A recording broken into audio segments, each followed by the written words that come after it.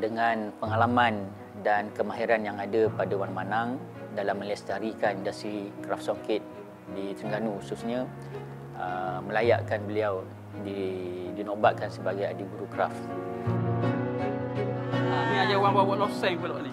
So nak tunggu balik ni. Lain pula Lain ni. pula. Okey. Okey. Nah, Wan Manang seperti mana yang saya kenal cukup particular dari segi design, sehingga kan dia mewujudkan satu identiti khas kepada setiap keluaran-keluaran tenunan songket yang dihasilkan oleh Wan Manang.